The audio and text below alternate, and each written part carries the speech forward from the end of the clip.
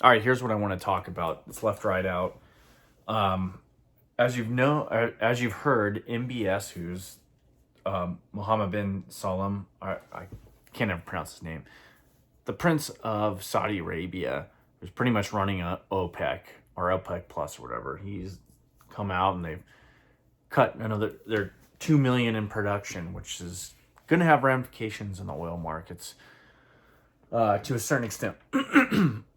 Excuse me. But it's more of a geopolitical move that's got me thinking about it. I mean, yeah, the oil markets, they were bound to go up anyway because what's happening in the world and the lack of production in the West, which baffles me. It really does. It baffles me. I watched today. I go to the gas pump and diesel jump 20 cents in a day, and it's just one of those things.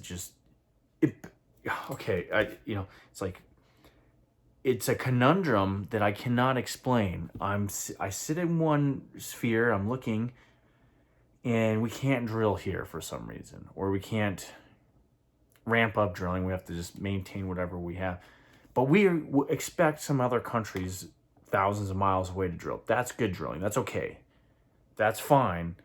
That for some reason doesn't affect the climate, but the drilling over here does. And granted, I'm hypercritical over some ways that we do drill. Like I've seen it because I've worked in the oil field, and the way some of the pads were stripped out or whatnot. But usually there's a contract that goes back and they reseed a lot of things.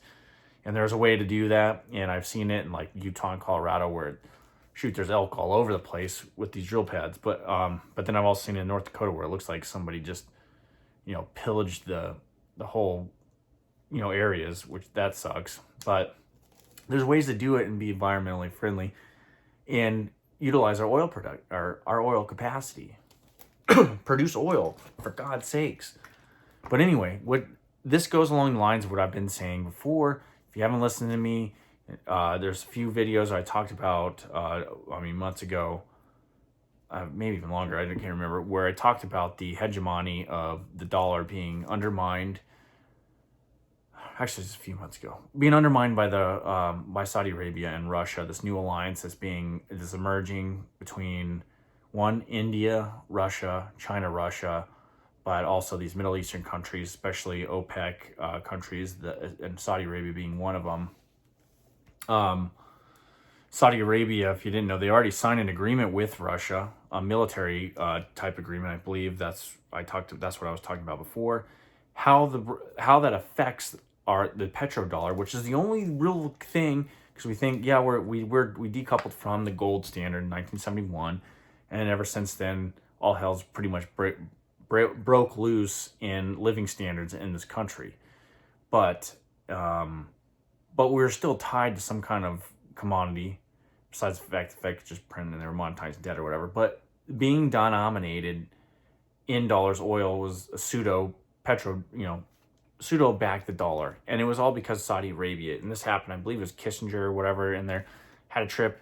They talked to Saudi Arabia at that time, and they agreed to denominate their markets or the oil that they produce in dollars.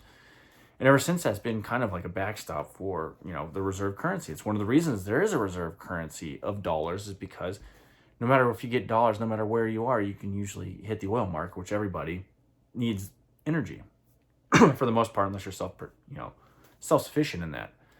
But even if you are, you usually have access and you want to sell it, so other people are buying in dollars. It creates demand for dollars. So you have that's one of the big things that keeps the dollar a reserve currency. And we've seen these agreements, and this happened just under Biden. I'll be totally honest. Like, I'm not trying to, throw people under the bus or anything. I like to look at things objectively, and I'm more of a liberty-minded person. But Biden's probably the worst foreign policy person. He's in the run for Wilson's spot, Woodrow Wilson's spot. He's that conundrum. That dude. Only Wilson actually, put forth a lot of things that are still, we're still living with today. So his ghost still lives on, and things such as the Federal Reserve and the fact that we can't no longer have state legislative representatives in the Fed, i.e. the Senate, and that they had their popular vote. But anyway, that's besides the point. And among other things, Wilson did. But Biden himself right now, granted, we're on the late stages of our empire, which shouldn't be an empire anyway. But he is like tanking this place. He's like a college kid going in there with, bringing all the alcohol and destroying the house. And you got to kick this dude out. Otherwise, he's going to have your parents, locking you away for the rest of your high school career. But anyway, or college or whatever, the analogy. He's a party crasher. This guy is destroying things. It's unbelievable the amount of disrespect he has, and he's fostered amongst our once allies and our enemies. It is unbelievable. It is unbelievable that people take a blind eye to the corruption of this guy, his incompetence. It's so unbelievable. The fact that he's going over there, he goes over there to Saudi Arabia, he hobnobs with MBS, big photo op, fist bumps the dude or whatever it is, and then claims victory. At the same time, he's draining our strategic oil reserve, which is there for emergencies, or specifically, and I was always under the impression it was for military emergencies. If we really needed it, that's what it's for. And the fact that that is being drained like it's just willy-nilly, like it's a political, when it's just politically advantageous, is beyond me. Not that there can't be a severe supply crunch where you actually need that, and that's what it's there for. I mean, I could see that, but this isn't. This is because we are shutting down an industry in this country, and in the name of environmentalism, but at the same time encouraging other nations to drill for political reasons, but at the same time, wanting this Green New Deal. So to me, I have a number of thoughts on this. My first initial thought is like, well, they cut 2 million barrels. Why is the White House freaking out about that? They're freaking out about it because they think that they're going to lose the election. But at the same time, supposedly they don't want us on fossil fuels. So that's a good deal. They should encourage them to cut more. They should just stop drilling, period, over there too, for so concerned. But that's one thought, and that's a very superficial thought. My chief concern is the dollar. This is one more nail in the coffin of the petrodollar.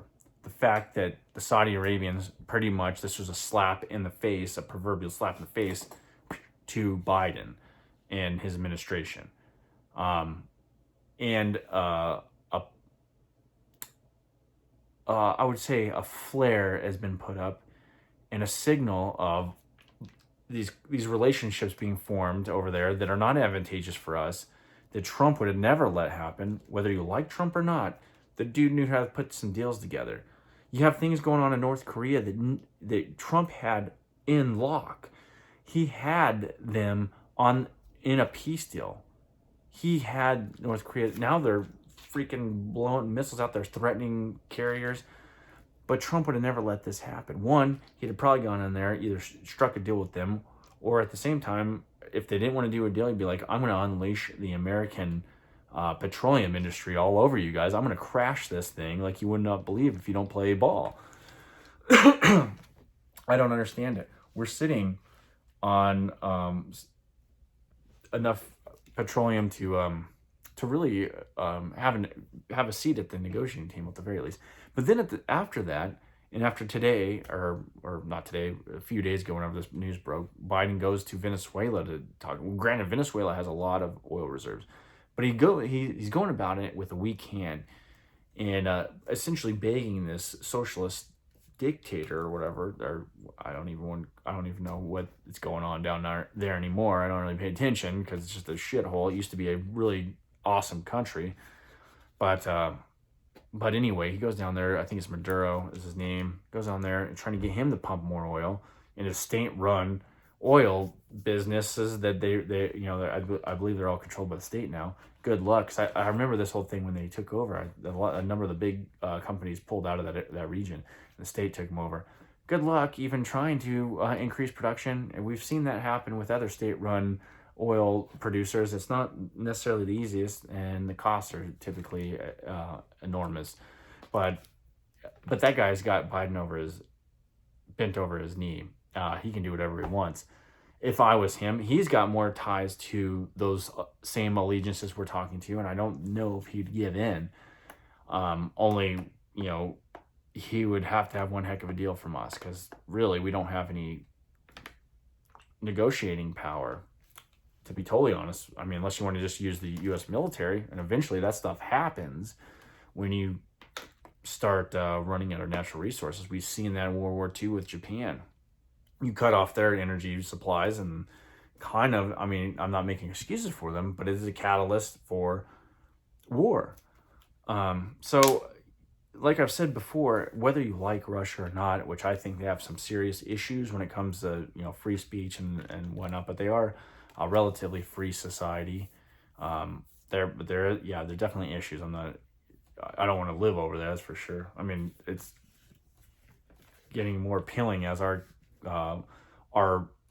entities, our agencies are being weaponized against certain groups of people. But anyway, whether you like him or not, Putin's not a stupid man. I don't care what the media says.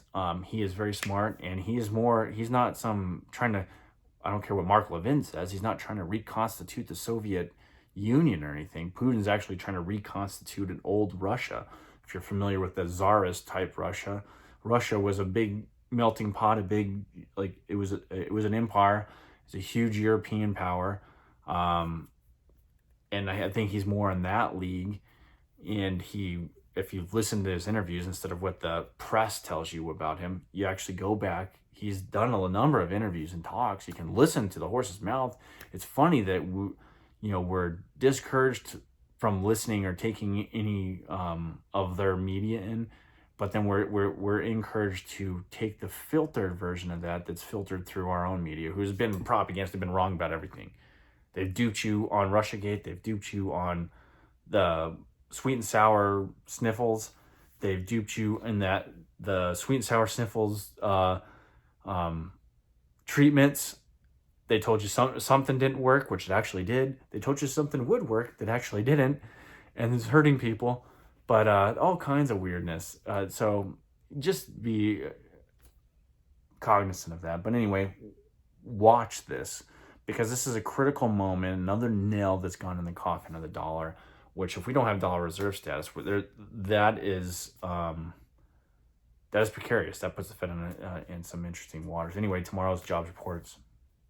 Of course, good news is bad news. Bad news is good news at this point. I'd imagine if there's a bad number, that means more likelihood the Fed will pivot. If there's a good number, that gives the Fed even more credibility to raise interest rates more. And we've seen some interesting numbers come across the board, and I think we're going to get another rate hike more than likely. I'd say they'll probably end up going like a half a point to 3/4, but it depends on what the CPI numbers come out. But I'm saying half a point at this point, just because we're going to start seeing some stuff break. I mean, you've seen it in England. That was a canary in the coal mine. That was a big thing. We have pension funds over here in the same precarious situation. We have a lot of things in precarious situation. And it's like everybody's dancing on pins and needles. Everybody's on the knife edge, and just somebody hasn't fallen off one of the sides. So anyway, it'd be interesting. We're going to see what the market does. I can't believe the market's even held up as good as it has right now. I expected it to make another low, because now we bounced above that one key level I was talking about in the S&P 500. After we broke it, went down, made a new low, then we came, broke back above that level, and now we're kind of hanging around above it. And if we break it again, which if you look at a long-term trend, it looks pretty bad, but we'll see. We'll see what happens. I mean, basically, like I've said over the last number of decades, I've said, it's been over a decade, but it's been over the number of decades before I learned about all this stuff. The market's been just trading off of what the Fed does. Fed policy dictates market reaction in a sense, instead of actually having a free market based off business, and economic indicators and whatnot. We just basically, you can just trade off the Fed. Just don't fight the Fed. Just do whatever the Fed does. Follow them. because that's, everything is just that's where the first realm of like inflationary dollars goes to, is in these kind of assets. But anyway, I'll leave you later. Talk to you later. Like, subscribe, peace.